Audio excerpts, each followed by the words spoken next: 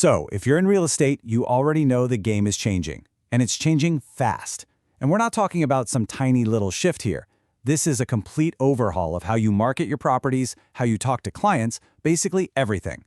So let's jump right into your playbook for AI in 2025. And get this isn't some far-off sci-fi fantasy. The scale of this is just mind-boggling.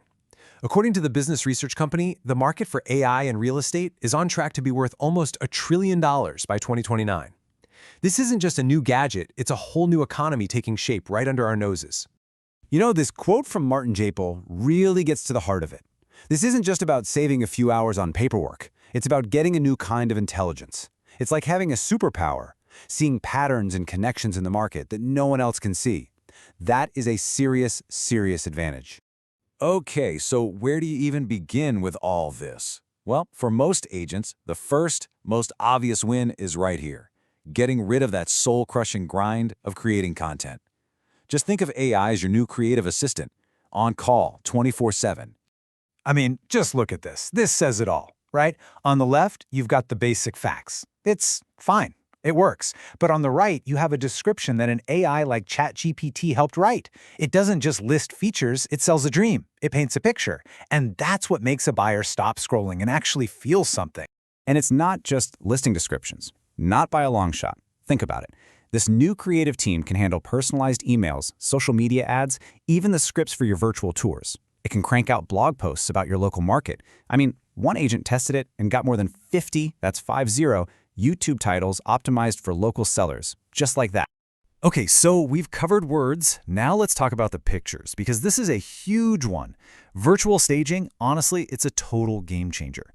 You can take a cold, empty room and, with a few clicks, turn it into a warm, inviting home. Buyers can actually see themselves living there, and you're not shelling out thousands and thousands of dollars to rent furniture. And the best part? This stuff isn't just for the big mega brokerages anymore. It's accessible to everyone. You've got companies like Matterport making those amazing 3D tours a standard, and services like BoxBrownie that make professional virtual staging totally affordable for any agent. All right, so AI can write your emails, it can stage your photos. That's cool. That's your creative assistant. But the real magic happens when AI goes from being an assistant to being your strategic partner, especially when it comes to the lifeblood of your business, generating leads. So let's break down what that actually looks like in your day-to-day. First up, prospecting. AI can use what's called predictive scoring to find sellers who are actually getting ready to list. Then, it nurtures them for you with chatbots that work around the clock and automated follow-ups. And finally, when it's time to close, AI dashboards keep everything in one place so you never, ever drop the ball again. So if we look at where this is having the biggest impact, that big chunk, 40%, that's predictive lead scoring. It's basically a crystal ball for finding people who are about to sell. But then you have all these other pieces, like chatbots for instant answers and personalized recommendations, all running on top of automated market analysis that's constantly working in the background. And listen, this isn't some pie-in-the-sky idea. This is happening right now. Chances are, the CRM you're already paying for, like Boomtown or Follow Up Boss, they're baking this stuff right in. They're using AI to handle the follow-ups and to give you incredible insights into what your clients are really looking for. Okay, so we've talked about all the amazing things AI can do, but we have to have a serious talk now. Because with all this power comes a ton of responsibility. And if you ignore the risks, you're not just being careless. You could be putting your entire business on the line. So let's pull back the curtain. What are the dangers lurking underneath all this new tech? What could possibly go wrong?